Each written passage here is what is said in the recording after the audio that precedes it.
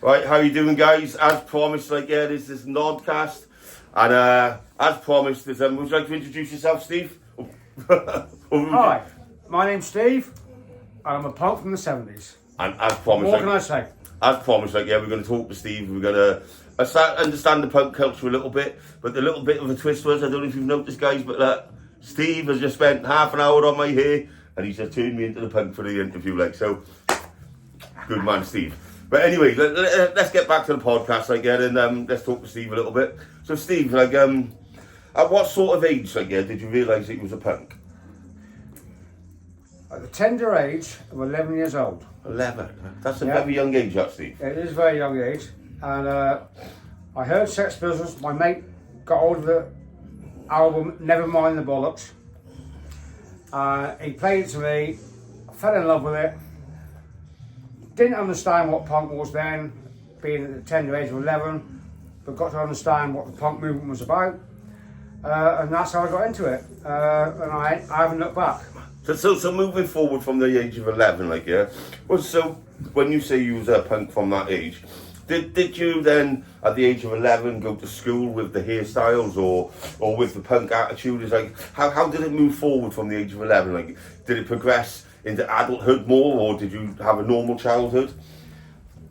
Childhood, normal, very poor family, but punk, carried on. So carried on from what? From childhood, or? Yeah, from childhood, from 11 years old, carried on.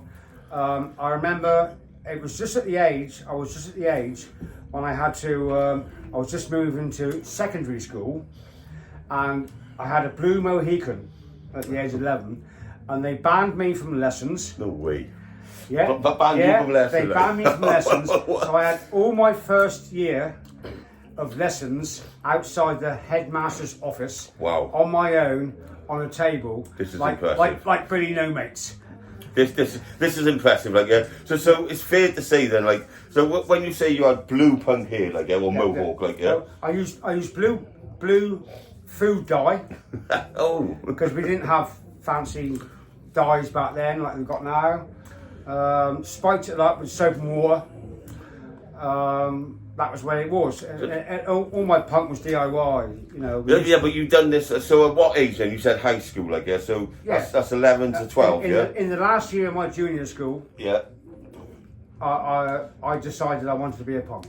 And then by high school you was having lessons outside your head teacher's office, which then they because of my haircut. Because of your haircut. Yeah. But your haircut being what, similar to ours is now, so that long, that spiky? Very similar, but smaller spikes, but very similar length.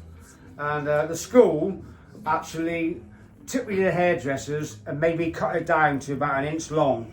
And they just dragged me to the hairdressers, and then I was allowed back into school then. So moving forward from that then, is that we can actually say then, so this guy here now, Steve, has experienced from 11 years old, then he's decided he wanted to be a punk by listening to God Save the Queen. He's then gone to school, he's already now found, why punks are worth being a punk, because what's punk about? It's about rebellionism, about rebelling, it's about anti-system, it's about so the system is already failing Steve, because from a young age you don't need a decent haircut to learn.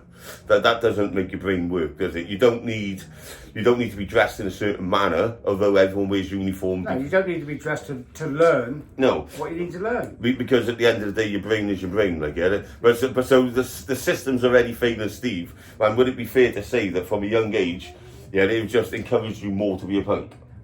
More and more, and that's probably why I'm still a punk now.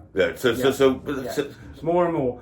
The system sucks. So how far through school then was you victimised, Well, by the schools? Was that right the way through your high school years? Yeah, I would say so. Yeah, I think school to me was almost like an open air prison. Yeah. That's how I found school. But because and it stopped me probably learning as much as I should have learned. Yeah, and becoming maybe a rocket scientist, Who knows, Yeah. Yeah, I don't think I'm ever going to be a rocket scientist. Like, Or maybe a hairdresser. yeah. Or maybe a hairdresser. Yeah. I'm damn good at hairdressing, guys. You know what I mean? Damn good at hairdressing. No, but Yeah, you're persecuted because of the way you dress and all that. And the reason why punks wear outrageous clothes is to stick two fingers up to the system that tells you have to wear certain things. Can we go into another part of this conversation as well? Like, so also now that we're talking about Steve's schooling at a young age and that, like, well, let's talk about where Steve was actually from as well, like, because this is another factor I believe that Steve ended up being a punk and why he became a punk. Where was it you actually from again, Steve? Well, I'm from a little village called Trevelyan in Cornwall. I don't know, and when you say little village, is it smaller than Haverfordwest or Pembroke? Oh, far smaller. Far smaller. I mean, you're talking about 15 houses, no shops. So it's safe to say then, again, it's safe to say though, it was socially unaccepted. Yeah. Where you lived to be the person that you wanted to be. Oh yeah. Oh yes. Of course. Yeah. It was only just me and my mate Alec Archer. Okay. Is he still a punk today? No, he went hippie in the end. Did he really? Yes. He let me down. Right. Yeah. He let the system beat him. Yes, he did. Yes. Well, and I was saying that, I haven't said that, hippies are very anti-establishment. They are very anti-establishment as well. So he didn't conform, he just changed from being a punk into a hippie. Right, okay. But, yeah. So, like, I'm trying to get all this in my head, like, because there's so much to take in right now. I'm only at the school stage right now. You know, so carry on. The system's failed you now through school. You're now, as you're growing into adulthood now, like it is, that your mindset is strong now because the system's already failing. I'm understanding. I mean, to be honest, when I was 11. Yeah, but the system's already failing you at this point, like, innit? Exactly. You know, school's failed you. They're victimising you. You know, your whole town's failing you because it's a small village, like, You know, so at this point now, going into a young adult, like, is that then what happens as a young adult? Do you move out of the town, or do you pursue a dream of being a punk, or do you find a movement to join? I wouldn't say being punk was a dream. It's to me, it's a way of life. Okay. And to a lot of people, I believe it's a way of life as well, isn't it? I mean, we all know that the government are not the best. They don't look after the locals. No, they don't. To be fair, they don't look after their own people. And I still feel as strong about that as I did when I was 12. And that's why I continue being a punk. And that simple as that, really. Yeah, but moving into adulthood, though, like, that obviously the system had failed you and that, and you was going to be a punk and that, like, did you then, like, decide then, like, to try and get away from the system a bit and move forward to other people that were similar to yourself? Or did you? Well, yeah. I mean, obviously, you know, I travelled around Britain. I moved to places where there were more punks. So where was the first place you moved to then, out of your village? Oh, Brighton. Brighton, yeah? Yeah. Out of all the places, Brighton, like, because Brighton is on this map right now in this country as being very unique for certain types of cultures, isn't it? Yes, yes. Well, I think it's the gay capital of the world now, isn't it? It might actually be, but I didn't want to say that. Like, that's fine. I'm fine with that. No, but it is. Like. But it wasn't. But it wasn't back in the day. No. But so how did you find then when you moved out your village, and then you started meeting other people such as yourself, which was against the movement? And... Well, I felt better about myself. I felt kind of less persecuted. Yeah. Did you start believing in yourself more, like? Yeah. I had more confidence because I knew that there were people out there that thought the same as me. Yeah. I wasn't on my own in a little village in Cornwall. Yeah. I was with a town full of people, and there were hundreds of us then. Okay.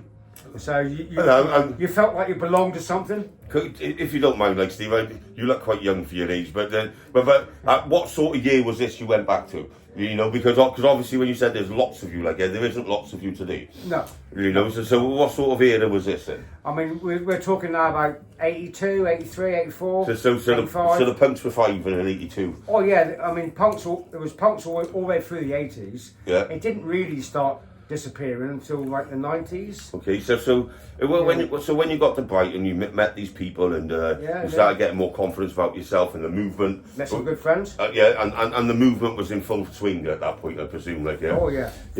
Full on. Yeah, full on, like in full swing. Just the same as the 70s, really. Yeah. Well, yeah. There was still, on. yeah. So the movement was in full swing. So then it's like, where was the movement actually going though? Like, yeah, was the movement actually making a difference? Well, we tried, but if I'm honest, can you really change the way the government are? Probably not. But we had good fun trying. So was you involved? I mean, most of us got kind of arrested, locked up because we did demonstrate. Yeah. Against the system. So how many demonstrations do you think you've done over the years? A dozen or so. A dozen or so, like, yeah. But by demonstrating, you was persecuted again. Yeah. Yeah. And it's been anti-fascist, is it, or whatever it is? Yeah. Yeah. I mean, punks aren't racist. They're not fascists. They are trying to get rights for the normal working class people. Like, say that again on camera, like, yeah, the normal working class people, like, yeah. So here we go, like, yeah, you got a guy that looks totally different, like, yeah.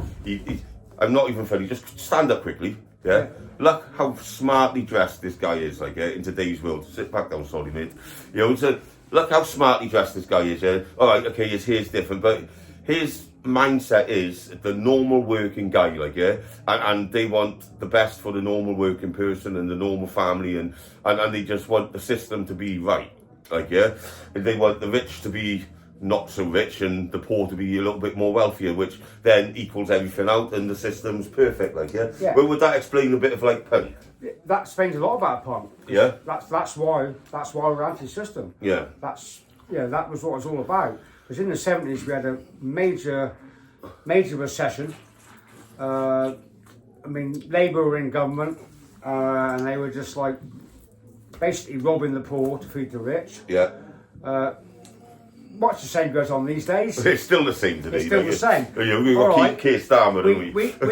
He's just had 30 millions from somewhere. Yeah. I mean, we didn't change anything, but at least we tried standing up for ourselves and make the government realise what they're doing. But unfortunately, it's very hard to beat the system.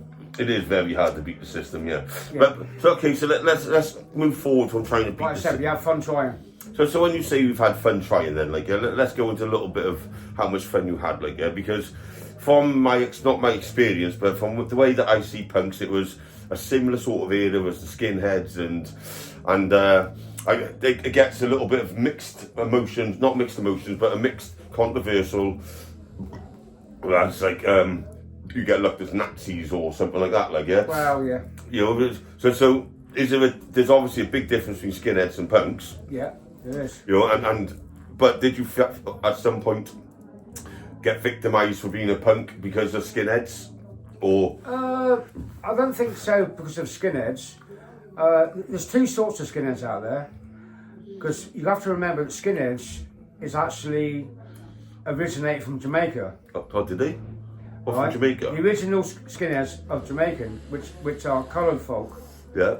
And so you got the skinheads back in the 80s that were into like the ska music, which were mixed raced. Everybody got on each other. For ska, and then later on in the 80s, oi music came out, and then you got your racist Nazi skinheads come out. Okay. Skinheads come out, sorry. Oh, the violent ones. Like, so yeah. The angry ones, but, like, for yeah, sure. but there was two different skinheads. Not all skinheads. Don't look at all skinheads and think they're all racist, because some of them are not. Some of them are, some of them aren't. So in a nutshell, but punks have never been accused of being racist ever. Have they not? Not that I know. Not that I know. I've never been accused of being a racist, because we are so not a racist. Well, we've had a lot of conversations prior to this video now, like, yeah. We did. You know, so we've talked quite a lot about you and how you feel about skinheads and what you think it is, like, yeah. So let's move like a little bit more personal now, like, yeah. Is that you told me a story actually earlier, which I want to talk about actually, was about when you was in Blackpool, living in Blackpool, and what type of hair did you have? You had big spiky green hair. a 2 foot Mohican. A 2 foot. 2 foot. Was that heavy on your head? Yeah, it's quite heavy on the head. Yeah, it's, But- it used to take me about an hour and a half to 2 hours to do it. Oh my God! Like, but anyway, I want to go back to this story because this story is quite interesting because it's like, you know, it's that people get victimised for being different in this country, like, don't they? Like, yeah, and no one likes different, and no one likes people that ain't following the system. So this is where we're going back to punks again now, like, yeah, because they're anti-establishment, like. So you told me a story that when you went into this pub, before you even got through the door, someone had held your hair, yeah?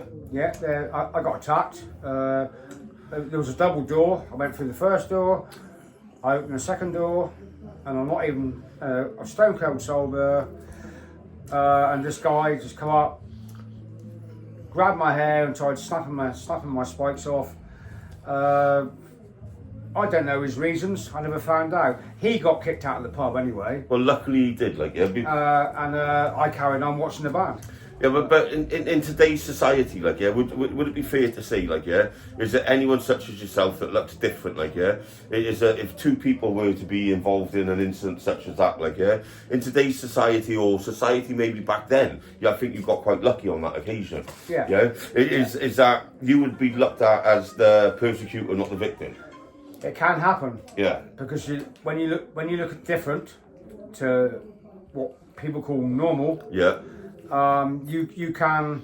It has happened to me before when someone started on me in a pub, and I've been the one that's kicked out Because you look different. because I look different, even though the other guy started it. Yeah. And And that has happened to me. I have been kicked out of pubs 2 or 3 times in my life. Well, maybe more than that. Probably. yeah, people like, yeah. Because I got judged for being different. Yeah. And he was like in his suit or whatever he was in, and I got kicked out. And I'm not even ordered a pint yet. Yeah. But there's another thing. You, as a punk, you can be persecuted. Well, yeah, and being persecuted isn't fair when you've heard it live on this show. Like, yeah, is that this guy has said that all he wants is just a genuine, normal life. Yeah, if the system was fair, I think this guy would go with it. Yeah. You know, but the system Yeah, isn't fair. Yeah. You know, but the system isn't. It's not fair. The system isn't fair. It doesn't work for everyone, and this is why the punk culture came about. Like, yeah, and then you joined the movement. But over the years as well, like you said, you've travelled all around Europe listening to music and that, yeah. So I'm curious to know, like, yeah, is that we're going back to this violence, not violence, but the attacking and whatever, yeah. Is that over the years, and you've been to different countries around Europe watching bands and that, like, yeah. Is that how do these different countries respond to you turning up looking like a punk? Do you know what? I've never had a single bit of bother in Europe. Not one bother in Europe. Not one fight. Not one bit of hassle. You only get it in this country. Literally, like. Yeah. So you're saying the British people are that arrogant to themselves, yeah? Yeah. I've never had any problem in Holland. I've never had any problem in France. I've never had any problem in Belgium. Yeah. Or wherever else I've been. I've never ever had anybody pick on me or in any way, shape or form in a foreign country. Wow. There you go. Wow. And that is a fact. That is that's in over 45 years of being a punk. That is mind blowing.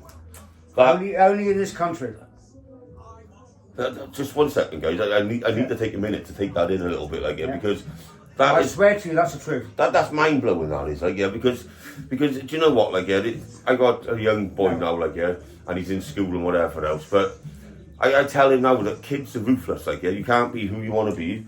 Because the kids in the UK are absolutely fucking ruthless, yeah, and brutal, brutal. And if they find the smallest little straw to squeeze hold of, they'll fucking squeeze it and they'll drag that out until there's nothing left of the straw. Yeah, you know, it's a shame. Yeah, it is a shame because especially when you said you've been to all these different countries, so. You just named 5 countries, maybe just then 5 or 6 countries, and not one single problem. Not one single problem. I swear to you, on my life. Wow, that's incredible. Not one single problem. Not one fight have I ever had abroad, and I'm a well travelled punk. Well, when you say well travelled, like, yeah, so in this country, then where's the worst part in this country? Do you feel as though punk's got the worst stigma? Ooh, probably up north. Up north, yeah. Yeah. Yeah, That's where I had most of my bother up north. okay.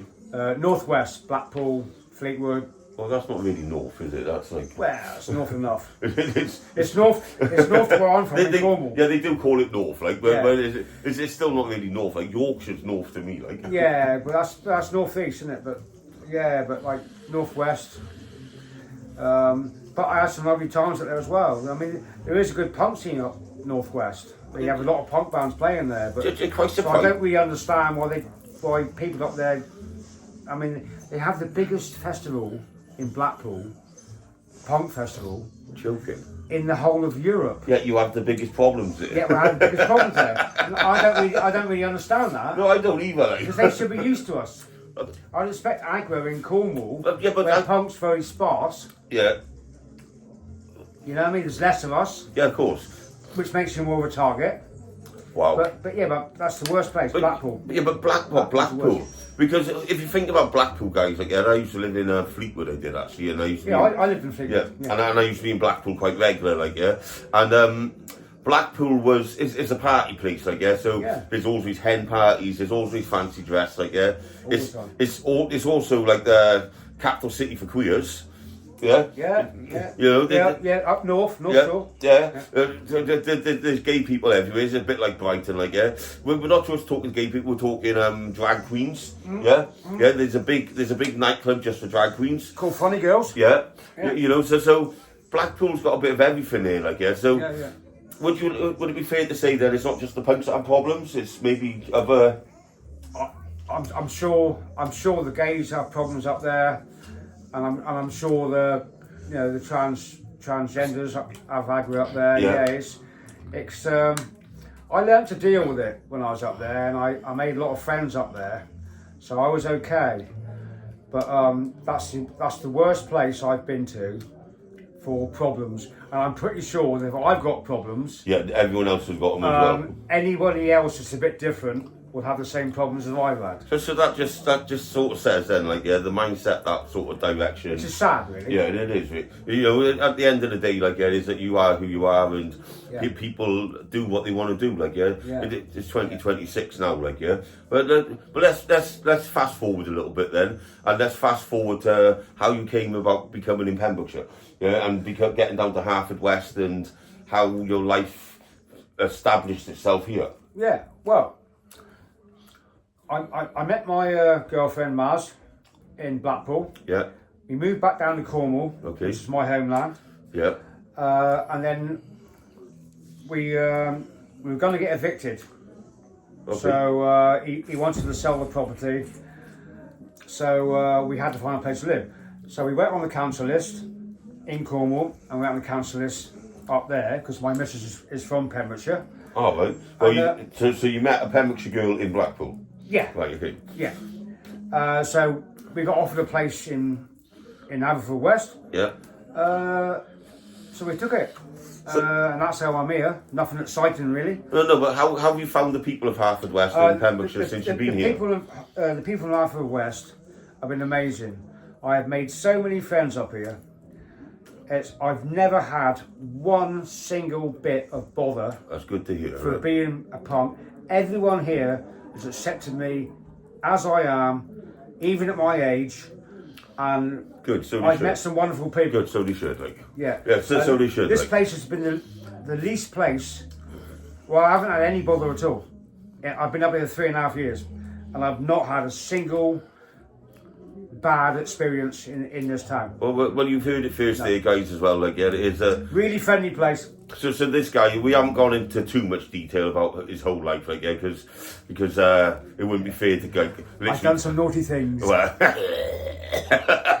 Well, but anyway, like, yeah, we haven't gone into too much detail about his whole life. We've gone into not box basic, but we've gone into like pretty much what a punk is and some of the problems a punk's had and that. And we've reverted now. We're back into Haverfordwest again, and it goes to say, and it says a lot about the people of Pembrokeshire.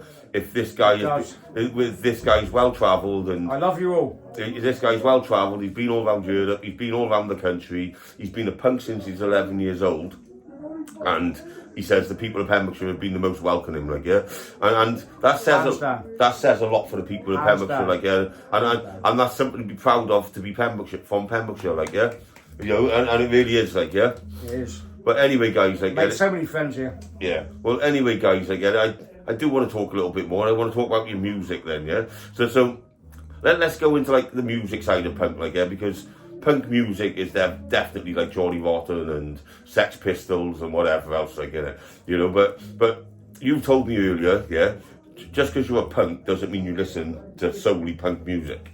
No, I don't. I have a wide range of taste in music. Yeah. You know, I like heavy metal. You know, I love Black Sabbath, Deep Purple, all the '70s rock bands. Well, you grew up through them eras, yeah, didn't you? Yeah.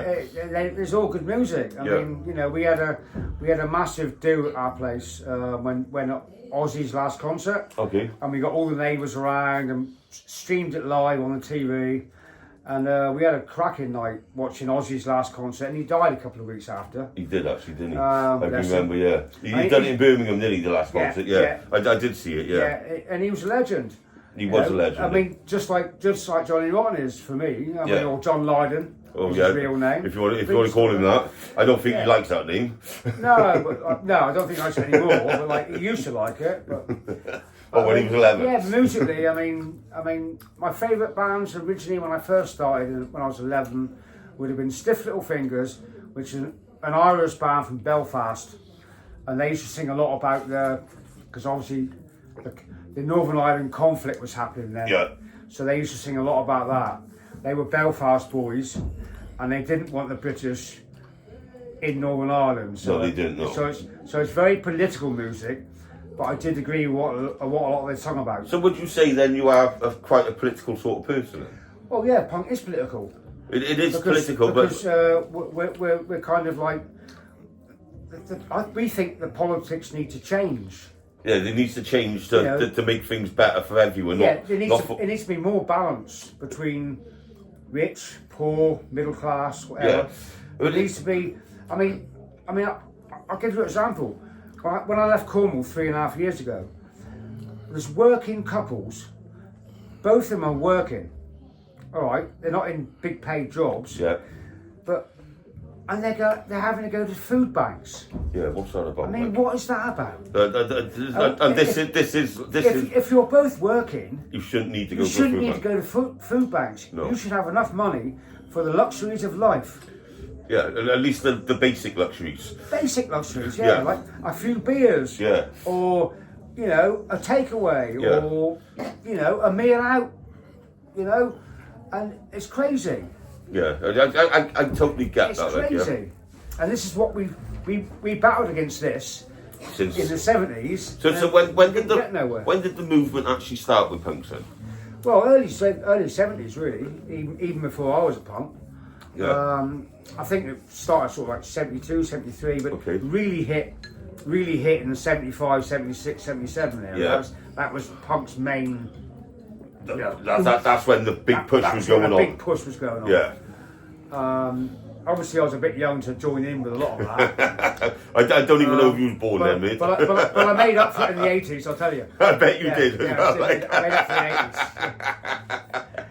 the 80s. So I made up for the 80s when I was big enough to demonstrate. But like you say, you can't change the system, but it does need to change.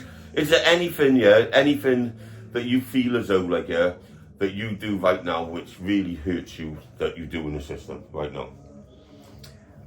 Do you face that? Is there anything, which you do, which the system tells you have to do right now, which I say really hurts you, but like in your head, like really gets you wound up and paying 40% tax on my wages. Because I used to earn good money. I'm a retired stonemason, and I used to have to cook the books. Yeah. to stop paying 40% tax. Right. I'm not being funny, guys. Like, but if we really think about this now, okay, like, there's a bit of punk in every one of us, like, It is, yeah. But because when every single one of us gets that wage slip every single week, and we look at the fucking tax and the national insurance, we go, "You bunch of bastards! How the fuck you pay? Why are you charging me that much?" And not just that, it's about where your tax money goes. Yeah. It doesn't always go back to the people of the country. No. It goes to people that don't deserve it. Yeah, he goes to the politicians having free houses and whatever else. Like, and that's what we thought about, and that's what punk's about. It's not a fashion. I'm not a poser. You know, my hair's for myself. My hair's not for you. But it's for me. So I love it. He loves it. It's the world's first, yeah. He's never done anyone's hair in his life except for mine. No. And his own. That's the first. I've never done anybody else's hair. This is the first. Look at it. Right, I think we can wrap this up anyway. Like, I think we've had a great conversation. I think we've had a good podcast. Yeah, you happy with that? I'm more than happy with that, mate. Yeah. Thank you for being on my show, okay? Cheers, guys. Like, subscribe, guys, yeah? And girls. Like, subscribe, press the share button, and let's get this podcast going, like, yeah? Thank you, Punk Steve. Get it going. Yeah, Thank really you. good. Love you all. Thank you for having me. You're welcome, mate.